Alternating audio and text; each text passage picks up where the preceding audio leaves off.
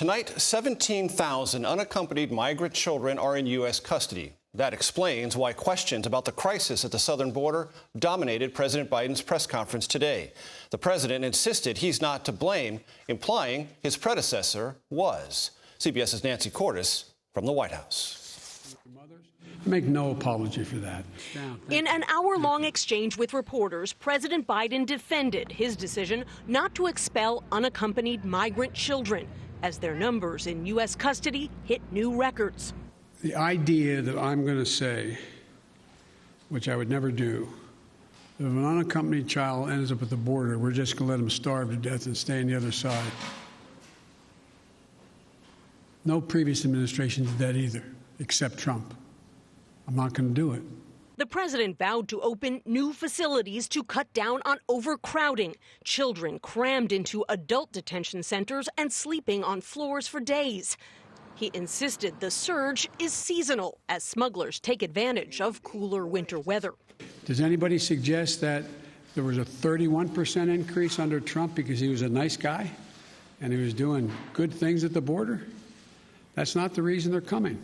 Mr. Biden grew most fiery on the issue of voting rights as Republican legislatures across the country pass restrictions that could disproportionately affect the very people who got him elected, minorities and young Americans. Are you worried that if you don't manage to pass voting rights legislation, that your party is going to lose seats and possibly lose control of the House and the Senate in 2022?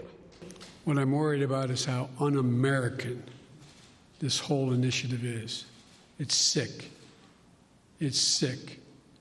Deciding in some states that you cannot bring water to people standing in line, waiting to vote.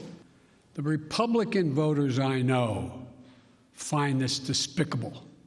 Republican voters.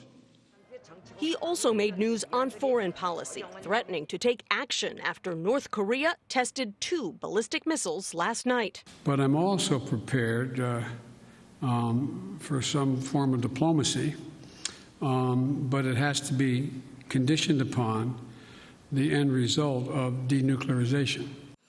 And he cleared up one mystery about his future plans. My plan is to run for re-election. That's my expectation. Nancy, tell us what the president also said about the fate of U.S. forces deployed in Afghanistan. Major, he suggested that those forces would remain in Afghanistan beyond a May 1st departure deadline that had been set by his predecessor, though he said he could see all 2,500 of them coming home at some point within the year. Nancy Cordes, thank you so much.